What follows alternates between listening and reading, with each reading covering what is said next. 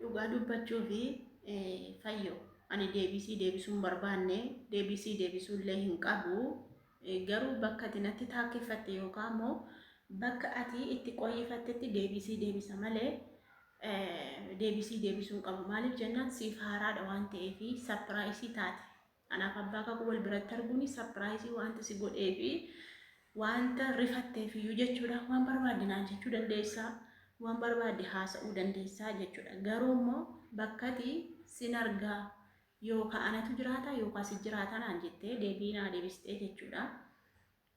Isa kana anatu jiraata si jiraata walumaan teenye ilaalla. Waluma bira jirra waan ta'eef fagoon jiru naannoo tokko keessa jirra yookaan immoo biyyuma tokko keessa jirra jechuudha. Isa kana nan doorsiftu natti illee qoyyifachuu hin qabdu jechuudha. Maaliif jennaan nama kabaja qabudha. Nama abbaa manaa qabudha. Nama kabajaanii jiraatudha jechuudha. Nama akka hin taane gadi ba'ee deebii namaa deebisu yookaan immoo waan hin taane dubbatu miti jechuudha. Anisichi akka biyya arabaatti na beektuu fi akkiti asitti na beektu tokko miti jechuudha. Amma abbaa manaa qaba kabaja qaba jechuudha. Abbaa manaa argadheen jira waan ta'eef. Kanaafuu jennaani sodaa tokkollee hin qabu. Waan isin sodaadhuuf hin qabu. Bakka jirtu nan beekaa. Kaafeetti dhatte nan beekaa. Wal arginaa yookaan jiraata yookaan si jiraata. Maal na gochuu yaadda? Maaliin sitti balleessa? Ani sin sodaadha si jammara. Sin sodaadha. Otuun si sodaadhe jechuudha. Yookaan immoo otuun nama miidiyaarraa sodaadhe jechuudha. Jiraa miidiyaarraa hin baasuun. Kaayyoon koos kanaan duraa immoo akka miidiyaarraa hin baasnedha. Garuu kan miidiyaarraa nama baasee nama na tuttuqee namatu haasa'eetu akka miidiyaarraa baasu godhe malee ani jiraa miidiyaarraa baasuu hin barbaanne jechuudha. Kan kana na godhe uummata yookaan immoo namadha jechuudha. Kanaaf jennaan ani miidiyaarraa baasuu hin barbaanne. Garuu immoo ergiin baasee sodaa tokko hin qabu. Sin sodaadhu jechuun maafan si sodaadha? Ikkoo jiraa bakkeerraan argadhe ani. Jiraa bakkeerraan argadhe. Ati gadariite bara. Ofii keetii balleessitee badii namatti hin murin. Ofii keetii badii balleessitee hin beekta. Waan gootee hin beekta. Osoo kabaja abbaa manaa keetii qabaatte otoo bultii koon jabeeffadha jettee yaaddeetii daa'ima godhattee maaf dhossite? Dhossuun qabdu turte. Maaliif dhossite? Amma immoo inni aaree ba'e na fuudhee ittiin deebi'e gaafa irra deddeebi'ee sagalee isaa maxxansuu nan danda'a. Barreeffama isaa maxxansuu nan danda'a ragaadhaaf jechuudha. Dhiisiin jedheen dhiisii mucayyoo kanatti araaramee itti deebi'e. Badiinuma jira keessaan illee gorse yuutuubii koo kanarratti illee dubbadhe dhaqee itti haasa'e hin dide. Ittiin erguma isaa yeroo tokko na sobdee hin barbaade. Dhiira garaa kutatee bishaan raafuu gabbisaadhaan wanti sila si darbe si darbe. Abbaan kakuu natti qabatee birrii kiyya narraa nyaatee na dhiisee deemoote dhiisee adeemu haa nyaatu. Hormiyyuu nyaata. Mucaa biyya kiyyaa nyaate yoo nyaates mucaa ganda kiyyaa nyaate haa nyaatu. Hormiyyuu namarraa nyaatee nama dhiisaa miti haa nyaatu. Rakkoo maalii qaba? Annan gaabbisiisu.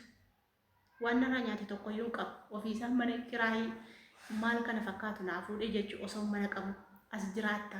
Jireenya faranjii si jiraachisa. Jireenya bareedaa si jiraachisa jedheetu mana kana fakkaatu naa fuudhee na eegee jechuudha. Kanaaf jennaani waan itti saalfadhullee hin qabu. Waan na doorsiftuullee hin qabdu jechuudha. Sila abbaa manaa kee furkaa baaste ani immoo furadhe rakkoo maalii qaba? Kuniyya maalii qaba? Dhugaa qabda isa dhugaa qabda. Rifachuu ni dandeessa. Amma garaa kutadhu. Ani gadhiisaa hin jiru. Dhugaa sitti maamiti ani gadhiisuutti hin jiru. Garaa kee kutadhu, garaa kee hidhadhu jechuudha. Ammaan boodatti waa'ee arrabsoo sodaannaa minaamina isheen akkana godha dhiisinurraa wanta akkasiin barbaachisu jechuudha. Kanaaf jennaani nan doorsisin deebisuu barbaade miti. Deebii kana si deebisuu dhagee jennaanu jiraaniyyuu na lolaa jechuudha. Deebii akka nama tokko hin deebisne naan jedhee hin fedhu inni akka hin deebisu gabbayee dubbadhu hin fedhu kabaja waan qabuuf jechuudha. Abbaa manaa kullee kabaja kennuuf hin qabaa. Ol bahee miidiyaa irratti kana godhe sana godhe jechuu hin qabu jechuudha. Kanaaf jennaani isa na doorsiftee fi sin sodaadhu. Yoo feete kottu manni keenya walirraa fagoo miti. Fagoo hin jirru waan ta'eef kottu. Dhufuu barbaadde taanaan kottu. Naannoon keenya naannoo tokko jedhe waan ta'eef mana kee wal dhaaluyyuu osoo hin beekaan iyyuu nan dhufa nawaami rakkatin ijoollee lama baatte. Nawaami ani iyyuu nan dhufa waan na gaafatte na gaafadhu jechuudha. Yoo tumiinsa ta'es kottu rakkoon hin jiru. Ani sodaan qabu. Otuun sodaaddeeti miidiyaarraan baasu si jammar. Dhugaa dubbachuuf osoo nan sodaaddatee miidiyaarra iyyuu hin baasu jechuudha. Hin sodaadhu. Of ta'een jiraadha yoomiyyuu taanaan nama kamiiniyyuu hin sodaadhu jechuudha. Na beektaa miti hin sodaadhu. Kanaafiyyuu haaloo kanaan dura na baatee waan kanaan dura miidiyaa irratti wal lolaa turre kana qiimii na baa'atte kanaaf miti.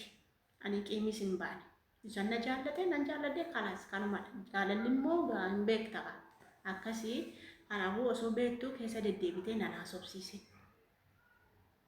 Hin beekta waan ta'eef otoo beektuu keessa deddeebitee nan haasofsiisinii akka dubbadhullee nan godhini jechuudha. An dubbachuun barbaadu. Garuu immoo jiraan maallaqa keessarraa nyaataa minaamin haa nyaatu. Rakkinni hin jiru. Haa nyaatu. Innumtiyyuu haa nyaatu. Mucaa ganda kiyyaati, mucaa zarii kiyyaati, mucaa qomoo kiyyaati jechuudha. Horomii nyaachuudha isa nyaachuu wayi. Isatu na gammachiisaa jechuudha. Wanta sitti dhaga'amu miti. Ijoollee korraa fudhattee, ijoollee korraa adda baastee, anan qofaa jiraachistee, siitu ijoollee irraa adda baase. Dura of taateen jiraattu ati. Dura of taatee itti nimtu. Atis dubartiidha, anis dubartiidha jette. Dubartummaanii tokko. Inni kun hunduma keenya beekaa jechuudha. Garuu immoo jechuudha maa kijibdeeti, maa sobde. Dhugaatti itti himtee wajjin hin jiraattu anan na beeka koo. Mucaa kiyya halkanii guyyaatti taasaa bar. Mucaa kiyyatti jechuudha. Halkanii guyyaatti dubbata bar. Na beeka bar. Waa hundumaayyuu hin beeka. Beekee itti meetani bar. Ati garuu dhoksitee wajjin jiraatte bar. Kanaafuu bakka irratti harakkatu jechuudha. Bakka irratti qoonqoon ajjeesuu jechuudha. Osoo hin jiru, osoo lafa jiru harakkatu, osoo lafa jiru haa beela'u. Kana barbaaddee miti. Ilma dhiiraati bar. Kan itti hagabuu baastee hagabuu gashitu waan hundumaa isaa kanatti beera waan itti gootu jechuudha. Waan itti gochaa turte hunda garuu waan baay'een haasa'u waan akkasii haasa'uun nan barbaachisu hundaafiyyuu jiraan kan kooti yoomiyyuu addan baanu. Isa kana hin yaadin. Sabboontuu dhiisaa garuma keetti hin yaadin. Dhugaan sin jedha. Sabboontuu dhiisee natti deebi'a booddee garuma keetti hin yaadin. Dileeti godhi. Ammumaa kaasii dileeti godhi. Yoo barbaadde ijoollee kee guddifadhu. Ijoollee lama qabdaa miti kalaas sigaa. Jiraadhu ijoollee kee guddifadhu jiraachiftaa miti cimtuudha silaa. Silaa dubartii cimtuudha nama hojjetattuudha nama taffi jettee jiraattuudha. Kalaas jiraadhu ijoollee kee guddifadhu. Maaltu si rakkisa? Ijoollee keetti immoo nawwaan. Amma ijoollee keetti nawu. Sa'aatii barbaadetti mana kee haa dhufu. Sa'aatii barbaadetti mana keetii yoo barbaade haa nyaatu haa dhugu. Ijoollee isaa akka barbaadetti baasee bashannansiifatu nan galchu. Akka barbaade. Akka sammuunsa isa ajaje haa godhu malee akka sammuun kee ajaje isaan godhan. Akka barbaade yoo si deeffate illee anan mallee deeffadhuun jedhaan malee itti adda bahii itti hin araaramin hin jedhuudhaan itti araaran fayyoon nama bareedduudha. Fayyoon nama gaariidha. Hin dogoggorte hin balleessan jedha sammaa qabu. Isa edaa kana iyyuu jechuudha. Isa ammaa kana iyyuu jechuudha. Itti naasaa isumatu dide maalan godhaga. Ani immoo baga dheeru. Naatee isaaf ta'e kalaas maal barbaachisa kanarra. Isin warri gubattan gubadhaa tokko immoo uummata koomentii tokko uummata waa tokko jettanii nan argaa jira hunda keessanii. Koomentii keessan irraa dantaan qaban. Waan fedha yoo jettan waan barbaade yoo jettan nan galchu. Abaarsoon keessan natti hin qabatu. Na abaartuu miti natti hin qabatu isa kana yaadina. Gonkumaayyuu yaadina. Maaf jennaan nan nyaachifne nan obaafne nan dhussiifne. Eessatti wal argee wal natti qabata. Isa kana nassaabinaa jechuudha. Ana ganaa isinii ol jiraadha malee isinii gadi miti. Hin beektu miti. Kanaafuyyuu jennaan ofimuu nan barbaachisu. Jiraan kanuma kootii kan keetilleeti yoo tole jedhee siif deebi'etti sookke rakkoon qabu. Lamman keenya hin jiraachisa. Lamman keenya iyyuu hin ga'a. Maal bara si'anaa beektani dhiirri badaan jiru lama yoo fuudhan rakkoo maalii qaba? Ani sii gadhiisa. Rakkinni hin jiru. Ani bira isaa dhufu si bira isaa dhufu. Rakkoon tokko hin jiru. Akkasitti yoo walii galle yoo immoo isee hiikuu qabaa yoo jette immoo wal qabne hin jiru gaan inni iyyuu tole hin jedhu. Isa kana gaaffayyoo rabbi siif alaafisu hundaafu obsa godhadhu na riifatiin yoo na tumuu barbaaddes kottu rakkoon hin jiru. waan tokko faayidaa hin qabu. Inni naaf namni jiraachuutti, namni gammadee jiraachuutti, namni jireenyatti tolee jiraachuutti carraa isaati waan ta'eef ittiin naafina. Ijoolleen tokko tokko hinaaftanii baay'ee dheekkamaa jirtu. Nama isinii dhaga'u isinitti fakkaata gaafa na laaltan. Nama isinii dhaga'u yookaan immoo nama isiniif deebisu isinitti fakkaata an deebii isiniif hin deebisuun maraatina. Ofumaa iyyitanii dadhabdanii dhiistuu jechuudha. Waan gootanii hin qabda yoo baay'ate guyyaa 2-3 iyyitu. Kan kanaa achi dadhabdanii dhiistu. Beektu miti. Kanaaf jennaan jireenya namaarra teessanii cabbi karaa siyaa deebisa. Maal kee fuudhee jennaan caba. Maaltu sitti bade?